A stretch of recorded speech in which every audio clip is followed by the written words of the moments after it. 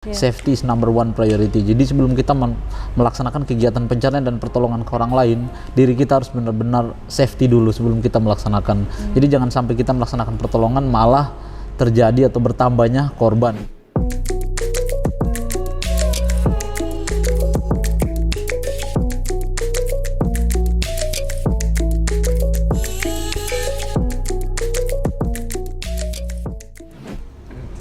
Hai, balik lagi bersama saya Natalia Lorenz di podcast jpnn.com. Kulik terus, jangan kasih kendor. Dan hari ini seperti yang viewers lihat, kita tidak sedang berada di studio jpnn.com, melainkan di kantor Basarnas Special Group.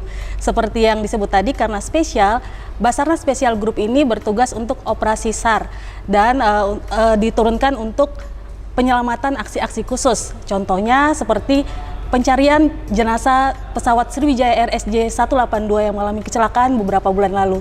Dan untuk itu saat ini saya sudah bersama dengan Komandan Kompi Basarnas Special Group, ada Bang Charles Batlajeri. Halo Bang, apa kabarnya? Halo. Pengen buka masker? Ya boleh sih, aman. Boleh ya? Aman ya. Biar kelihatan manisnya ya. Aduh, jadi enak. Jadi enak. Bang Charles, langsung dong cerita soal Basarnas Special Group ini, apa bedanya dengan Basarnas yang biasa? Oke, jadi Basarnas Special Group ini adalah sekelompok rescuer yang biasanya disebut ini sudah melalui proses seleksi dari kantor-kantor Basarnas seluruh Indonesia, dari Aceh sampai ke Merauke. Ada 43 kantor Basarnas atau kantor SAR biasanya. Setelah diseleksi di kantor masing-masing akan dikirim ke kantor pusat Basarnas, dan di kantor pusat Basarnas akan diseleksi lagi. Dan mereka yang memenuhi kriteria dalam hal kesamaptaan, kemudian psikologi, kesehatan jiwa, dan lain-lainnya itu akan dianggap lulus mengikuti proses seleksi ini. Setelah mengikuti proses seleksi, mereka akan dibentuk pendidikan dasar. Setelah pendidikan dasar ada pendidikan lanjutan seperti terjun, kemudian pendidikan teknisar. Terjun maksudnya ke lapangan gitu? Nggak, terjun payung. Oh, terjun. Oh, apa aja tuh seleksi ujiannya tuh seperti apa? Iya, seleksinya kesamaptaan. Kesamaptaannya ada kesamaptaan A, B, sama C. Kesamaptaan A-nya adalah lari, kesamaptaan B-nya adalah push up, sit up, shuttle run, itu adalah kesamaptaan B. Kemudian kesamaptaan C adalah renang gitu. Jadi diuji ya kalau memenuhi standar maka akan dianggap lulus gitu. Jadi Basarnas Special Group itu adalah sekelompok rescuer yang dianggap memiliki kompetensi atau kemampuan lebih gitu. Kalau sampai saat ini sudah ada berapa personel ya? Sampai saat ini totalnya ada 202 personil di seluruh Indonesia. Di seluruh Indonesia. Tapi kalau untuk yang di Jakarta? Yang di Jakarta untuk saat ini ada 54 orang. Tadi kan ada ujian lari, kemudian berenang, itu larinya itu berapa jaraknya gitu? Lari jaraknya sama kayak tes kesamaptaan pada umumnya. Larinya adalah lari dengan jarak 2.400, itu bisa didapat 2.400 ya 2.400 kilometer. Ya kilometer. Wow. Jauh ya itu ya. Ya, kira-kira dari sini kalau kemana? merayap jauh sih. Kalau merayap jauh ya. Terus kalau berenangnya? Berenangnya ya 50 meter. 50 meter ya 50 meter kan panjang kolam, kemudian kalau bolak-balik 100 meter itu waktunya dapat berapa menit. Tapi kalau dengan jarak 50 meter itu waktunya harus di bawah 1 menit. Dan semua personel dari Basarnas Special Group ini latar belakang pendidikannya apa ya Bang ya? Rata-rata dalam pendidikannya SMA. Oh, SMA, kemudian masuk dan pelatihan itu tadi ya? Iya. Kalau Bang Charles sendiri, apa ada di Basarnas dari tahun berapa tuh? Saya masuk tahun 2005. 2005, kemudian untuk masuk di Basarnas Special Group ini? 2012. 2012, itu sudah langsung dilatih. Untuk yang latih siapa ya? Apakah dari TNI? Karena kan kayaknya badannya tegap semua, udah kayak kemampuan khusus Kopassus gitu kan, tim elit gitu kan. Ya memang awal pembentukannya karena pimpinan tertinggi di Basarnas itu adalah seorang jenderal pangkatnya setara bintang 3 letnan jenderal atau marsikal madya, sehingga untuk sikap, kemudian untuk hal-hal tertentu dalam hal kedisiplinan itu memang awalnya dilatih oleh TNI, dalam hal ini marinir yang membantu untuk melatih. Tapi dalam hal teknisar adalah orang-orang Basarnas sendiri, instruktur-instruktur Basarnas sendiri yang memiliki kemampuan dan keahlian khususnya teknisar, itu yang melatih anggota BSG. Berapa bulan pelatihan itu sampai seorang personel itu dianggap sudah siap untuk terjun yang Basarnas Special Group ini? Kalau Basarnas Special Group ada pendidikan pembentukan Basarnas Special Groupnya sekitar sebulan, kemudian pendidikan terjunnya sekitar 2 minggu, para dasar, kemudian dilanjutkan juga ada yang lanjutkan dengan pendidikan selam, dan ada juga yang pendidikan static free fall. Setelah pendidikan-pendidikan itu dianggap sudah siap untuk melaksanakan operasi-operasi dengan tingkat kesulitan yang Tinggi, bisa dibilang agak sedikit lebih tinggi gitu. Bedanya dengan Basarnas biasa selain tingkat kesulitan itu apa lagi Bang? Bedanya adalah kemampuan yang dimiliki. Karena kemampuan yang dimiliki adalah memiliki kemampuan yang sedikit lebih tinggi sehingga dikhususkan atau ditugaskan di keadaan-keadaan atau pada saat kondisi di mana harus membutuhkan kemampuan BSG yang lebih tinggi. Ini kan tadi sudah disebutkan kalau kerawanannya cukup tinggi untuk di Basarnas Special Group. Kalau Bang Charles sendiri kenapa sih memilih untuk mengabdi di Basarnas Special Group ini? Apa yang memotivasi gitu? Sebenarnya kalau ditanya apa yang memotivasi dan apa pilihannya, hampir semua orang saat ini kan awal masuk kerja itu adalah memang tujuannya ingin mendapatkan pekerjaan yang tetap, kemudian yang layak, kemudian ya bisa mendapatkan penghasilan itu. Sehingga awal masuk ke Basarnas itu memang tujuannya seperti itu, bukan seperti saat ini. Dan ketika ya bekerja sekitar 3-4 tahun baru ngerti bahwa ternyata bertugas di sini, bekerja di sini adalah melaksanakan tugas yang mulia karena membantu untuk mencari dan menemukan keluarga orang lain, orang tua orang lain, anaknya orang lain yang perlu kita cari, temukan, tolong evakuasi kemudian bawa kepada keluarganya. Itu sih motivasi awalnya. Kalau masuk BSG ya itu memang bisa dibilang bukan karena pilihan seluruh anggota BSG seluruh Indonesia, karena kita diseleksi dulu di kantor Basarnas seluruh Indonesia. Jadi kayak dipilih, tapi dipilih. Iya. Atau bisa nyodorin diri, saya kepengen masuk ke Basarnas Special Walaupun Group. kita kepengen masuk, tapi secara requirement kita nggak bisa nggak memenuhi lolos. standar itu, kita nggak bisa masuk gitu. Jadi kalau bisa dibilang simpelnya itu, memang kita dipilih sih sama Tuhan secara tidak langsung melalui pimpinan-pimpinan di kantor Basarnas masing-masing sehingga kita bisa ada di sini untuk melaksanakan tugas-tugas atau pekerjaan-pekerjaan yang mulia ini. Tapi ketika Bang Charles masuk di Basarnas Special Group ini ada yang tanya, ini yakin nih mau masuk? Maksudnya kan tingkat kerawanannya tinggi dan juga bisa berbahaya juga buat diri sendiri kan ketika operasi SAR itu. Jadi kalau ditanya yakin gak yakin, kalau sudah bertugas di Basarnas, ya yakin gak yakin harus maju, suka nggak suka harus maju karena perintah itu adalah sebuah kehormatan. Jadi ketika melaksanakan tugas atau perintah dari pimpinan, apalagi tugasnya tugas mulia menolong orang lain, itu pasti siap nggak siap, suka nggak suka, tetap harus maju. Ya memang ketika pada awalnya belum punya banyak pengalaman, belum punya banyak ilmu, itu pasti ada sedikit keraguan. Karena yang kayak mungkin susah ya namanya operasi SAR tuh, ada aja kesulitan. Pernah nggak sih yang kayak berasa aduh apa keluar aja ya, kayak nggak sanggup gitu? Awal-awal pernah seperti itu. Itu saat kenapa berasa gimana gitu? Iya, awal-awal waktu itu pengalaman pertama saya itu ya harus evakuasi orang yang udah meninggal 7 hari di sumur, kedalamannya 14 meter, kemudian harus dievakuasi. Awal-awalnya sempat mikir, aduh kerjaan kayak gini ya maksudnya. Secara manusiawi lah. Mikir ya. Tapi kan makanya pentingnya kalau kita punya hubungan istilahnya secara secara keagamaan kuat, pasti ketika kita nggak mampu kita minta tolong sama Tuhan, untuk Tuhan tolong kita gimana nih biar saya sanggup nih. Biar bisa melakukan tugas-tugas seperti ini, karena kan rata-rata kalau secara manusia kan kayaknya tugas ini berat, nggak bisa gitu, tapi kalau bisa sampai saat ini bisa dilewati, bisa dilakukan, berarti percaya atau tidak percaya memang itu semua karena pertolongan Tuhan itu. Iya, betul. Ini Abang pernah punya pengalaman yang tidak terlupakan sampai saat ini dalam operasi penyelamatan selama di Basarnas Special Group, pengalaman yang tidak pernah terlupakan ya? Pengalaman yang tidak pernah terlupakan banyak gitu. Salah satu deh yang salah satunya ya kecelakaan penerbangan pesawat AirAsia QZ 8501 yang terjadi di Selat Karimata. Itu ya gampangnya itu antara Pulau Kalimantan dan Sumatera gitu. Jadi di tengah-tengahnya persis itu waktu itu kejadian. Saat akhir tahun ya? Iya, saat akhir tahun ya waktu itu. Ya waktu itu operasi SAR waktu itu sekitar 82 hari dan memang kondisi cuaca kemudian alam waktu itu kan memang tidak bersahabat dengan kita untuk melaksanakan musim hujan, angin, kemudian gelombang tinggi ya, dan harus di sana setiap hari gitu maksudnya untuk melaksanakan tugas-tugas kemanusiaan itu, mencari dan mengevakuasi karena pertolongan sudah nggak mungkin karena memang sebagian besar ya korban yang ditemukan itu sudah dalam bentuk ya ada yang dalam bentuk potongan, ada yang masih utuh juga. Meskipun sebagai seorang rescuer di Basarnas, sebagai seorang BSG dalam pelaksanaan operasi SAR kami tetap berharap ada korban yang masih ditemukan dalam keadaan hidup. apapun bentuknya, dalam kondisi apapun, kami selalu berharap seperti itu. Dan itu abang juga melakukan penyelaman. Iya, waktu itu saya juga ikut melakukan kegiatan penyelaman. Berapa dalamnya? 35 meter waktu 35 itu. meter. Iya. Bisa diceritakan ketika abang menyelam, kan perasaannya kan itu 35 meter tuh bukan dangkal ya, itu kan Iya. dalam banget dan cuaca pun tidak begitu bagus saat itu. Bisa Jadi diceritakan? sebenarnya semua itu kan sudah dipelajari sebelum melaksanakan tugas itu. Jadi melaksanakan tugas itu adalah mengaplikasikan apa yang sudah dipelajari gitu. Jadi pada saat kita latihan pun sudah dengan kondisi yang seperti itu. Namun suasana pada saat latihan dengan suasana pada saat melaksanakan kegiatan operasi SAR kan berbeda kan. Pasti ada ketakutan misalnya kayak wah di sini visibility-nya seperti ini, terus Kan kemudian gelap ya, itu tuh udah 35 meter loh.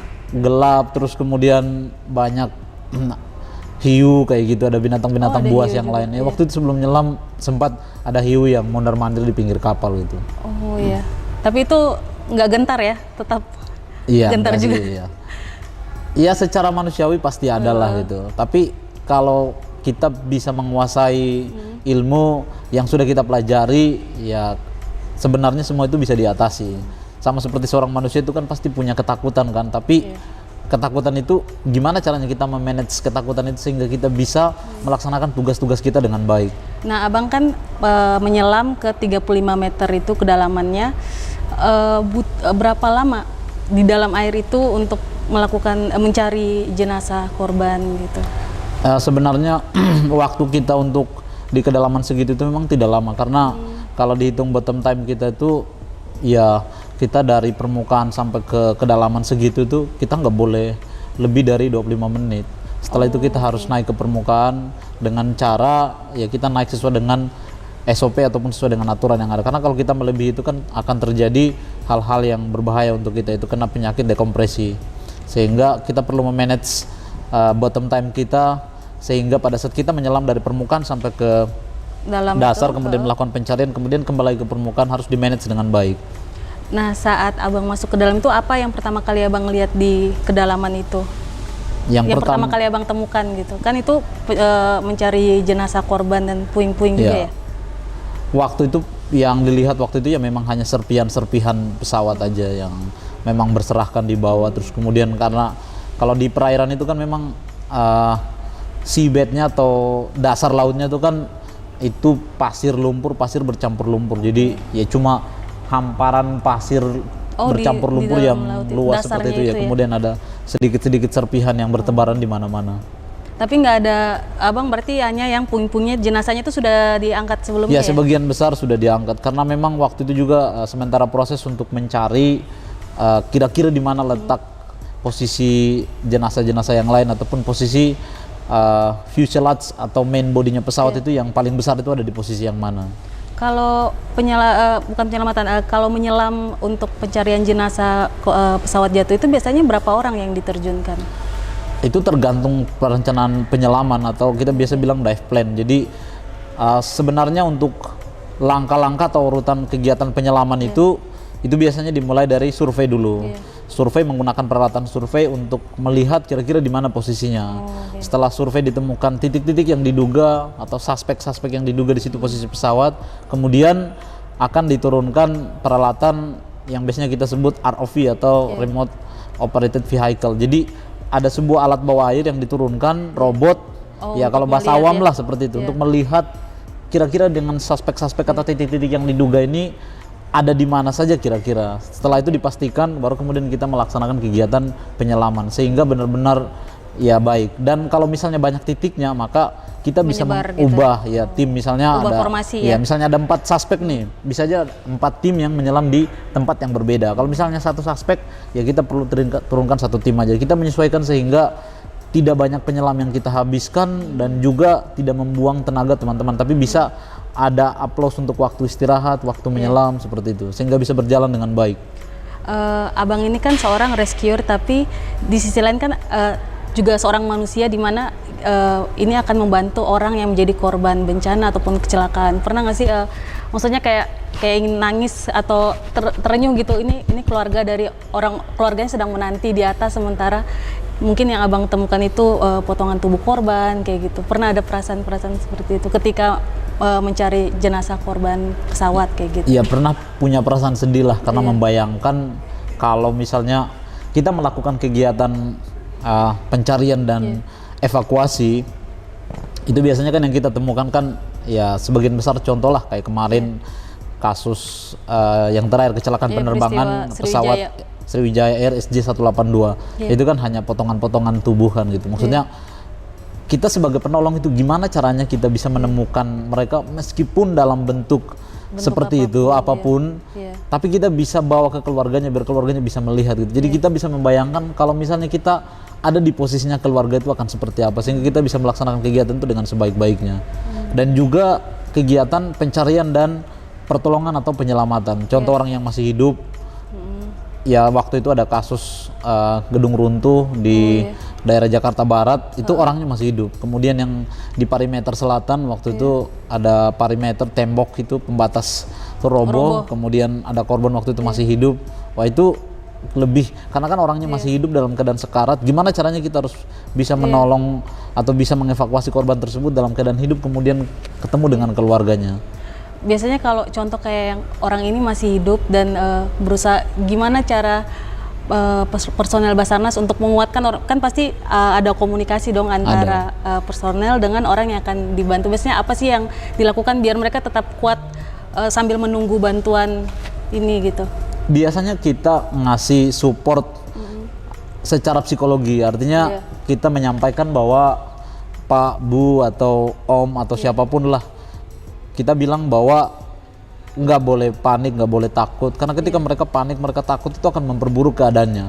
Apalagi ketika dia dalam kondisi salah satu anggota tubuhnya cedera misalnya, apalagi atau kan kayak roboh, kayak roboh gitu tertimpa kayak gitu. Sehingga kita caranya seperti itu, secara psikologi kita menguatkan dia bahwa kami dari Basarnas, kami akan berusaha semaksimal kami sehingga bapak atau ibu bisa ditolong seperti jadi itu. Menguatkan mereka. Ya, menguatkan gitu mereka secara psikologis. Dan juga kalau misalnya kita bekerja dengan waktu itu, contohnya waktu di perimeter selatan ada dokter, kita selalu komunikasi dengan dokter untuk ngecek saturasinya, kemudian untuk ngecek blood pressure-nya kayak apa gitu, sehingga bisa tahu kondisi status medisnya itu bisa terpantau seperti itu. Bang Charles pernah nggak selama operasi penyelamatan terus mengalami kesulitan sendiri? Jadi kan contoh kayak tadi kan dibilang 25 menit untuk menyelam dengan kedalaman 35 meter. Ada nggak sih yang pernah mengalami trouble gitu ketika melakukan penyelaman, atau mungkin ada alat yang bermasalah gitu? Pernah ada sampai kejadian seperti itu kah? Kalau untuk kejadian seperti itu kebanyakan di latihan. Jadi pada saat latihan itu memang kami istilahnya melakukan pengecekan sekaligus mengetes peralatan yang akan digunakan, sehingga ya waktu itu beberapa teman-teman yang di kedalaman 20 ada yang tiba-tiba mau bernafas, itu memang regulatornya stuck gitu maksudnya, jadi nggak bisa digunakan. Kalau kayak gitu harus gimana tuh? Itu kan pasti panik dong ya, itu 20 meter Iya, loh. nggak panik sih maksudnya. Nggak panik, tapi kan udah belajar kan gimana caranya untuk mengatasi kalau misalnya peralatan ini malfunction, harus ngapain gitu misalnya contoh. Jadi ya bisa mengatasi lah, bisa menghandle, kemudian bisa menjadi normal kembali gitu. Gimana caranya ya memang ya itu salah satu tugas kita pada saat melaksanakan latihan. Oke. Ini kan pekerjaan dari Basarnas Special Group ini dengan risiko yang sangat tinggi untuk nyawa masing-masing juga.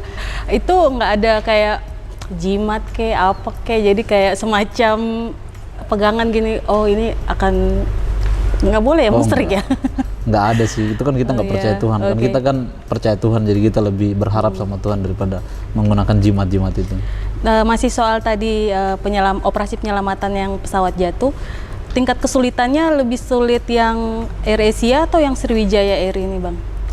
Kalau tingkat kesulitan yang AirAsia lebih sulit sedikit karena dari kedalaman lebih dalam, terus kemudian dari jauhnya lokasi lebih jauh yang AirAsia, kemudian visibility, kemudian arus itu lebih tinggi sedikit AirAsia daripada yang Sriwijaya SJ182. Oke. Itu biasanya berapa hari sih di lokasi itu? Kalau menurut peraturan Undang-Undang Nomor 29 Tahun 2014 tentang Search and Rescue, pencarian dan pertolongan, itu memang pelaksanaan operasi kan 7 hari gitu. 7 hari. 7 hari itu, dan jika tidak ada tanda-tanda, maka operasi SAR bisa ditutup. Jika ada tanda-tanda misalnya penemuan korban, kemudian ada laporan, informasi dan sebagainya, operasi SAR bisa diperpanjang. Contoh kayak kemarin yang Sriwijaya, RSJ 182 diperpanjang 2 kali. Yaitu diperpanjang pertama 3 hari, diperpanjang kedua 3 hari lagi, kemudian jadi 13 hari. Itu kan kerjanya kayak pakai shift-shiftan gitu atau semua diterjunkan? Kayak pakai shift dong. Pakai shift ya, biar yang lain bisa istirahat. Biar yang lain gitu. bisa istirahat. Dan ini dengan segala resiko dari pekerjaan Bang Charles dan juga teman-teman di Basarnas Special Group, tanggapan keluarga gimana sih? Maksudnya kan pasti keluarga juga khawatir karena kan di berbagai medan situasi gitu. Ya pasti keluarga khawatir, misalnya orang tua ataupun yang sudah berkeluarga, beristri atau memiliki anak, pasti keluarga mereka pasti khawatir itu. Tapi kan kalau kita bekerja di Basarnas kan kita punya semacam ya filosofi, semacam tagline, semacam motto lah gitu, bahwa safety is number one priority. Jadi sebelum kita melaksanakan kegiatan pencarian dan pertolongan ke orang lain, diri kita harus benar-benar safety dulu sebelum kita melaksanakan. Jadi jangan sampai kita melaksanakan pertolongan malah terjadi atau bertambahnya korban. Misalnya contoh korbannya cuma satu, ya. Kemudian karena kita nggak prepare, kemudian kita nggak siap, bisa jadi korbannya bertambah 2, bukan dari siapa-siapa tapi dari tim penolong itu sendiri sih. Tapi pernah ada yang seperti itu? Maksudnya itu kan namanya nggak sengaja ya kan? Ya sampai saat ini sih ya puji Tuhan belum ada sih. Jangan sampai ya. Kalau Bang Charles biasanya sebelum mengikuti operasi penyelamatannya, apakah telepon orang tua dulu atau ya minta orang tua mendoakan, nih saya mau pergi nih operasi SAR kemana gitu? Pernah sampai kayak gitu? Biasanya sih kalau dulu-dulu awal-awal ya gitu, tapi begitu udah lama, udah terbiasa. Udah lama. Ya pada saat ada di lokasi aja baru kemudian komunikasi, info gini kalau ada di sini atau orang tua itu biasanya udah atau nonton di TV kali orang tuanya. Kadang-kadang kalau berita di TV atau media online cetak dan lain-lain biasanya langsung tahu, oh ada kejadian ini di lokasi ini, udah tahu orang tua. Kemungkinan besar ada di sana anak saya, seperti itulah. Jadi orang tua tidak begitu khawatir ya melihat namanya anaknya lagi di tempat yang berbahaya gitu. Ya itu sebuah konsekuensi kan kalau kerja di Basarnas. Jadi mau nggak mau harus ya diterima. Ya betul. Dan ini kerjasamanya dengan siapa aja Bang, selain dari tim Basarnas sendiri yang memang sudah dilatih, dari mana lagi tuh kerjasamanya? Jadi Basarnas itu tidak bekerja sendiri karena kan jumlah personil Basarnas itu terbatas. Kalau dibandingkan dengan jumlah penduduk di Indonesia kan memang sangat jomplang ya, maksudnya sangat tidak sesuai. Sehingga Basarnas itu memiliki potensi SAR. Potensi SAR itu adalah orang, hewan, ataupun benda, ataupun peralatan, ataupun teknologi yang bisa mendukung pelaksanaan operasi SAR. Jadi dalam pengertian di sini Basarnas itu bekerja sama atau punya potensi SAR, yaitu TNI, Polri, lembaga-lembaga pemerintah, kementerian, non-kementerian, non-pemerintah, LSM, lembaga apapun yang bergerak di bidang search and rescue atau punya kemampuan potensi untuk membantu Basarnas, lah mereka itulah yang akan membantu Basarnas dalam melaksanakan operasi SAR. Dan memang berbeda dengan negara lain. Kalau di Indonesia itu memang sangat-sangat banyak potensi SAR yang memang siap setiap saat 24 jam, yang siap membantu apalagi melaksanakan tugas-tugas kemanusiaan. Ini dari semua pengalaman Abang kan sudah dari 2012 ya, yang paling sulit operasi SAR itu biasanya di bencana-bencana atau kejadian seperti apa? Iya, pertanyaan ini sudah sering ya saya dengar ya, teman-teman saya juga sering menanyakan itu karena tahu pekerjaannya di Basarnas. Kalau jawabannya semua kejadian itu kecelakaan, baik itu penerbangan, pelayaran, baik di laut maupun di darat, kemudian bencana alam, kemudian kondisi membahayakan manusia, kecelakaan kendaraan misalnya contoh, atau apapun itulah yang berhubungan dengan tugas Basarnas. Itu memang semua memiliki tingkat kesulitan tersendiri. Jadi kita nggak bisa bilang di sini lebih sulit, yang ini lebih mudah, nggak juga. Contohnya, misalnya contoh, kalau di laut kita melaksanakan operasi SAR, kalau misalnya orang awam yang lihat pasti lebih sulit ya, karena istirahatnya susah, kemudian gelombang dan segala macam. Di darat kayaknya lebih enak, tapi nggak juga. Kita melakukan pencarian dan pertolongan orang di hutan misalnya, ya kita di hutan tahu sendiri istirahatnya kayak apa, kemudian nggak bisa tidur di mana juga kan, susah juga gitu. Jadi semua itu memiliki tingkat kesulitan tersendiri yang tidak bisa dibandingkan gitu. Jadi nggak bisa dipisah-pisahkan ya, semuanya betul. Ada masing-masing. Iya betul. pernah ada pengalaman mistis nggak sih Bang saat melakukan operasi SAR gitu? Jadi mungkin kan kalau kayak dulu saya pernah liputan pesawat jatuh Sukhoi, terus kayak ada petugas yang mendengar suara-suara yang nggak ketahuan di mana. Pernah ada seperti itu nggak pengalaman mistisnya gitu? Saya sendiri tidak pernah ada sih, tidak pernah ada Luar pengalaman biasa. mistis. Apa emang nggak kerasa kali ya, nggak nyadar kali? Mungkin mereka yang nggak berani kali. takut sama komandan soalnya. Jadi nggak pernah ada pengalaman mistis seperti itu. Kalau pernah nggak kayak mengalami semacam tanda kutip kayak trauma gitu? Mungkin abang terbawa perasaan ya ketika melakukan penyelamatan dan kayak masih terngiang-ngiang kejadian saat itu gitu. Ya masih. Kalau itu memang bukan cuma saya, tapi memang teman-teman di Basarnas juga memang mengalami hal itu. Itu kan namanya, kalau di psikologi namanya post traumatic stress disorder ya, PTSD. Jadi biasanya kalau melakukan kegiatan-kegiatan penyelamatan, contoh nih kayak kemarin baru saja melaksanakan kegiatan Sriwijaya RSJ 182. Nah, ketika ada dinas luar misalnya dengan naik pesawat yang sama, itu betul. Pasti timbul ingatan dulu pesawat ini kayak begini, itu manusiawi sih. Jadi sempat kayak deg-degan gitu, parno jadinya ya. Makanya memang kalau dengan kondisi-kondisi seperti itu memang sebisa mungkin kita istilahnya mengatur sehingga bisa disiasati sehingga tidak untuk sementara waktu, sehingga benar-benar sembuh secara psikologi, kemudian baru bisa melaksanakan tugas kembali seperti itu. Ada kayak trauma healing gitu di Basarnas untuk hal kan pasti setiap personel mengalami hal-hal seperti itu. Ada seperti trauma healing gitu nggak? Untuk saat ini memang kalau departemen khusus atau direktorat khusus, biro khusus memang belum ada, tapi Basarnas itu kemarin sempat bekerja sama dengan Singapore Civil Defense Force dari Singapura, kemudian kita dilatih untuk psychological first aid. Jadi gimana caranya, kita juga bekerja sama dengan instansi-instansi terkait. Jadi minimal kita tahu pertolongan pertama untuk orang-orang yang mengalami trauma itu seperti apa sih kira-kira, dan langkah-langkahnya harus apa, pencegahannya seperti apa, minimal seperti itu. Jadi biar ya tahu mungkin buat ke depan self-healingnya ya gitu buat ya. self healing. Kalau ke depan mungkin kalau Basarnas sudah punya direktur atau biro sendiri, itu mungkin akan lebih baik. Memang sedang punya rencana untuk ke sana, nanti akan dibangun atau memang membentuk satu unit khusus yang memang khusus untuk menangani teman-teman rescuer yang melaksanakan tugas-tugas di lapangan yang mengalami PTSD tadi. Pernah ada yang sampai cukup lama gitu mengalami PTSD itu nggak? Yang trauma gitu? Sampai saat ini memang belum ada sih. Ya. Jadi gagah semua nih, jadi mudah melupakan ya. Mantan nggak lupa kan? Wah, kalau mantan nggak boleh, ntar bahaya soalnya kan. Ini udah beda nih.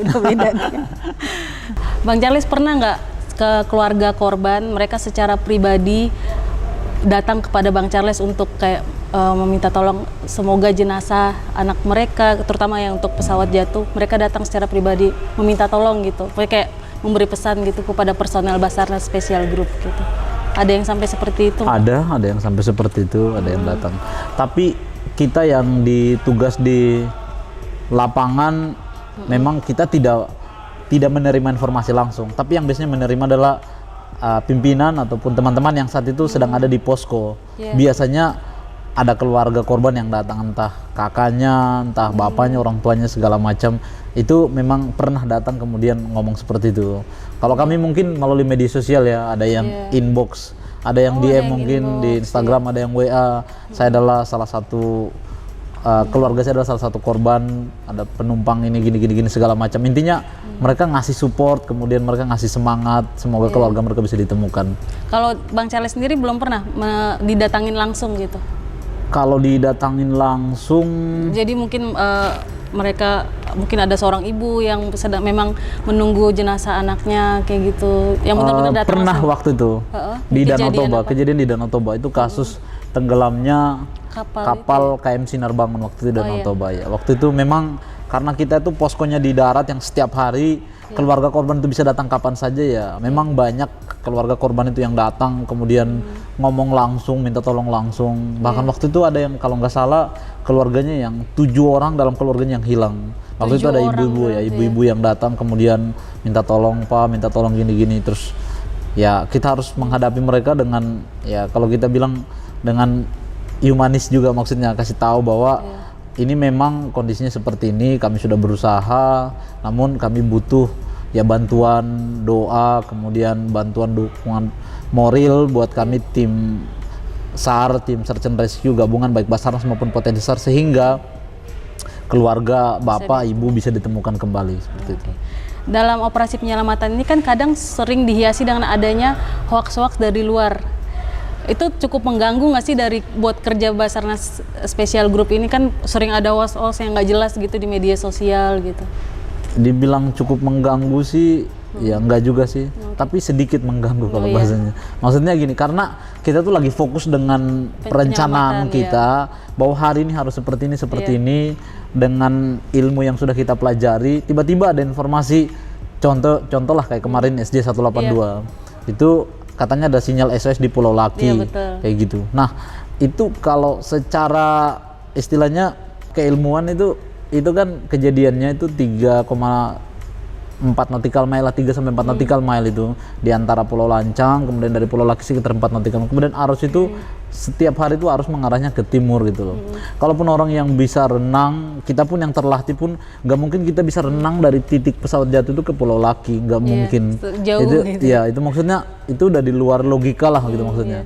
Dan itu infonya rame banget sampai videonya di tersebar. kolom komentarnya Basarnas. IG SAR Nasional, IG Basarnas itu wah udah ratusan komentar. Terus di Twitternya Basarnas juga diserang. Ada yang bikin kayak format-format surat begitu, yang terhormat SAR Nasional tolong dicek di Pulau Laki. Min gimana nih kok nggak dicek? Pokoknya berbagai macam jenis ya bahasa yang memang apa ya istilahnya seperti gimana nih Basarnas sih kok nggak ngecek gitu. Jadinya rencana kita tuh jadinya berubah karena mau nggak mau kita harus ya memastikan juga, mengecek juga kan gitu maksudnya. Apa benar memang ada sinyal di sana, ada orang di sana. Memang kita ngecek untuk memastikan lah gitu. Cuman kan jadi nambah kerjanya karena ngecek yang hoax ini ya kan. Betul. Ya untuk netizen lah tolong lah. Kalau untuk misalnya netizen tolong ya jangan nyebar hoax saat ada bencana. Kemudian apa yang paling buat Abang bangga menjadi seorang personel dan sekarang juga komandan dari Basarnas Special Group ini? Yang membuat bangga itu cuma satu aja sih, berhasil menemukan keluarga korban dalam bentuk apapun, kemudian bisa ketemu dengan keluarga, itu kebanggaan tersendiri yang tidak bisa digantikan atau tidak bisa diukur dengan apapun. Setelah menyelesaikan tugas operasi penyelamatan, biasanya apa yang Abang lakukan setelah pulang ke rumah? Tidur berhari-hari gitu apa gimana? Atau kembali latihan lagi, latihan fisik?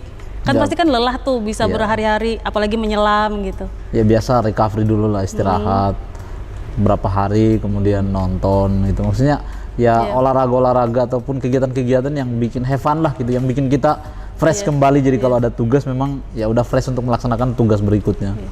Kalau operasi penyelamatan seperti itu tidurnya berapa jam sih Bang? Dalam sehari? Kan harus bekerja lagi. Tidurnya biasanya ya bisa dibilang tidurnya kalau misalnya kita istirahat biasanya jam 2, kemudian ya jam 2 lah, jam 12 lah biasanya istirahat. 12 malam. Istirahatnya ya bangun udah jam 4, jam 5 untuk persiapan lagi. Tapi kalau misalnya malamnya itu kita harus melakukan pencarian malam, ya istirahatnya nggak segitu. Kadang-kadang ya pada saat kapan bisa istirahat ya dimanfaatkan waktu istirahatnya itu. Jadi kurang libur ya, mau kurang piknik. Enggak sih. Enggak juga. Ya, enggak juga sih. Ya lumayan lah, bisa lah. Oh iya, oke. Dan kalau untuk secara kesehatan dan asupan gizi untuk personel itu apa terjamin dengan baik? Karena kan tugasnya berat dan penuh resiko tinggi. Sampai saat ini masih terjamin dengan baik. Oke. Contohnya harus kalau pagi itu harus olahraganya berapa jam, terus apa yang harus dikonsumsi agar tetap fit ya gitu. Kalau pagi biasanya kalau Selasa Kamis kan tuh kegiatan kesemaptan kan, ya konsumsinya telur, roti kayak gitu-gitu. Nggak makan nasi ya? Makan sih. Kirain nggak makan nasi. Telur roti doang ada tenaga ya?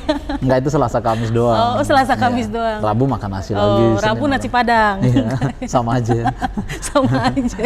Enggak, tetap makan nasi kok. Ya. Jadi nggak ada kayak bahkan aku pikir tuh di bayanganku ada semacam diatur gitu pola makannya harus yang gimana. Kita nggak strict kayak gitu. Oh ya, jadi ya ada beberapa orang tertentu yang memang mereka pingin ya istilahnya memang olahraga secara khusus untuk membentuk bodinya, memang mereka mengatur sendiri pola makannya. Tapi dari Basarnas Special Group sendiri nggak strict untuk mengatur pola makan seseorang, jam olahraga seseorang, itu lebih kepada mereka ya sudah ngerti lah bahwa tugas mereka adalah tugas seperti ini, membutuhkan fisik seperti ini. Jadi masing-masing orang di luar program itu bisa memprogram sendiri.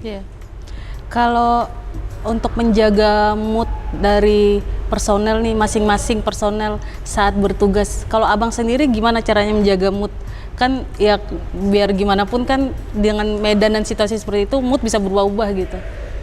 Saya pribadi yang menjaga atau saya menjaga moodnya mereka? Abang menjaga pribadi terus menjaga mood dari personel abang juga kan? Iya, sebenarnya gampang aja sih, tetap positif sih. Kalau positif mulu ya. Kalau tetap berpikiran positif, saya kira apapun yang negatif di sekitar kita itu bisa jadi positif. Ya, jadi sekalipun banyak hal yang terjadi di sekitar kita misalnya negatif, tapi kalau kita positif, ya saya percaya kita bisa mengubah apapun dan siapapun itu. Karena kan kebahagiaan tergantung dari dalam bukan dari luar gitu. Siap, Mario Teguh nih. Kok jadi gitu ya? Bang, ini kan personelnya kan tadi semua punya kemampuan khusus. Itu setiap orang kayak contoh abang bisa menyelam, apa hanya menyelam aja atau harus bisa juga terjun payung dan yang lain-lainnya gitu? Semua harus bisa atau bisa satu orang satu keahlian? Kalau di BSG semua harus bisa. Kalau kemampuan pada umumnya. Tapi ada orang yang dengan kemampuan khusus yang lebih lagi. Jadi di BSG itu sendiri secara umum rata-rata bisa terjun, bisa menyelam. Intinya 3 media itu darat, laut, udara bisa melaksanakan kegiatan evakuasi melalui udara. Ya, dengan helikopter misalnya, harus helikopter rescue misalnya, itu rata-rata seluruh personil BSG bisa ya. Tetapi di BSG itu juga dibagi menjadi 3 matra. Ada yang khusus untuk laut, itu yang bisa nyelam dengan kedalaman lebih dari 40 meter. Ya, ada juga yang memang khusus di udara yang tugas melaksanakan kegiatan evakuasi dengan helikopter. Kemudian ada juga yang di kegiatan kita bilangnya di gedung runtuh atau kalau di istilah SARSI ya urban search and rescue. Jadi melaksanakan kegiatan pencarian dan pertolongan di bawah gedung runtuh dan juga di hutan. Seperti itu. Bang, terakhir nih tips dari Bang Charles untuk warga ya untuk melakukan tindakan dini ketika belum datang bantuan dalam bencana atau ada kejadian kayak kebakaran atau gedung runtuh. Kira-kira apa yang harus dilakukan kayak kebakaran, tindakan dini yang dilakukan oleh warga sebelum datang bantuan? Tips-tipsnya seperti apa? Dasar-dasar. Ya, dasar-dasarnya sebenarnya itu yang namanya safety culture ya. Jadi kalau seluruh misalnya warga negara Kesatuan Republik Indonesia sudah ngerti safety culture, sama kayak di orang luar kan mereka tuh paham safety culture. Jadi di mana tempat di mana mereka tinggal, mereka tahu tempat yang aman ketika terjadi sesuatu yang tidak aman mereka harus kemana. Contoh kayak assembly point di mana. Terus kemudian di dalam backpack mereka tuh udah dipersiapkan perlengkapan. Contoh nih kalau tinggal di apartemen, kalau terjadi gempa bumi kemudian harus bertahan hidup, kira-kira apa yang sudah siap di dalam backpack mereka itu? Mungkin ada makanan-makanan yang bisa bertahan untuk 7 hari sambil menunggu tim rescue datang. Jadi yang pertama itu orientasi tempat atau medan di mana tempat tinggal kita itu paling penting. Kemudian perhatikan tempat di mana assembly point, kemudian apa saja yang mendukung pada saat terjadi hal-hal yang tidak kita inginkan, kecelakaan misalnya gempa bumi atau apapun lah, bencana alam maupun non alam. Kalau kayak contoh gempa bumi itu kan terjadi begitu saja gitu. Langkah apa sih yang harus kita lakukan untuk menyelamatkan diri saat itu gitu? Ya, tindakan dasarnya. Ya, tindakan dasarnya yang pertama adalah lari, biasanya. Ya emang harus lari ya. Berarti nggak boleh jawab, udah tahu ya. Udah bener. Terus apa lagi Bang selain lari maksudnya? Yang paling penting itu jangan panik sih. Karena kalau lari sambil panik kan bisa jatuh kan. Jadi jangan panik dulu, tetap tenang, terus kemudian lihat tanda-tanda evakuasi, harus evakuasi kemana. Misalnya contoh jangan menggunakan lift, harus menggunakan tangga seperti itu. Kemudian kalau pada saat lagi di rumah harus ngapain, apakah harus berlindung, karena kan kalau kita tidak berlindung, misalnya contoh lampu atau apapun yang digantung itu biasanya jatuh kemudian menimpa orang yang ada di situ. Jadi itu hal-hal simpel sih, sederhana sih yang harus diketahui seperti itu. Kalau untuk tips ketika kayak kebakaran gitu dan banjir, kan ini lagi banjir nih di Jakarta Bang. Tipsnya untuk warga Jakarta juga biar tindakan dini. Ya, tindakan dini kalau untuk banjir itu sebenarnya ya rata-rata penduduk Jakarta itu sudah pada tahu sebenarnya sih. Udah lihai ya, maksudnya udah lihai lah, apalagi mereka yang tinggal di daerah yang biasanya banjir ya, Cipinang Melayu, kemudian Kemang Pratama, itu mereka udah pada tahu sebenarnya itu harus ngapain dan harus kemana. Cuma kan biasanya ya memang mereka biasanya nunggu air sih misalnya. Oh kalau hujan segini kayaknya belum banyak nih. Jadi biasanya pada nginap di rumah dulu. Begitu airnya udah memang udah tinggi dan nggak bisa keluar, baru kemudian mereka minta kami untuk evakuasi.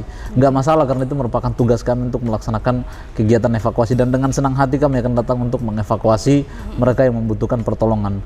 Namun tipsnya ya mereka perlu mempersiapkan dirinya mempersiapkan dirinya, kemudian kebutuhan-kebutuhan dasar seperti medical kit, mungkin peralatan sederhana lah kayak betadine kayak gitu-gitu, terus kemudian bahan makanan yang perlu disiapkan karena misalnya kalau banjirnya misalnya lama, misalnya berhari-hari dan mereka harus bertahan hidup sambil menunggu kami datang, kan mereka akan kesulitan. Dan paling seperti berbahaya seperti listrik, mungkin listrik harus dimatikan, siapkan penerangan sendiri, senter, kemudian baterai dan sebagainya, karena kalau biasanya kalau air udah sampai di arus listrik biasanya berbahaya kan, bisa mengakibatkan ya mereka bisa kena setrum, kena setrum dan sebagainya, seperti itu. Oke Bang Charles, terima kasih banyak sudah meluangkan waktu berbagi cerita saat bertugas dengan podcast jpnn.com. Semoga Abang terus semangat ya, walaupun ada COVID juga, tapi bencana juga banyak terjadi. Semoga rekan-rekan di Basarnas Special Group ini juga dijaga, kesehatannya juga tetap terjaga dan tetap semangat. Amin. Terima kasih JPNN, semoga bermanfaat buat Indonesia.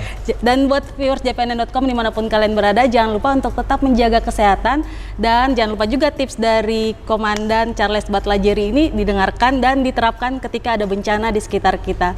Sampai jumpa minggu depan bersama saya Natalia Lorenz. Bye.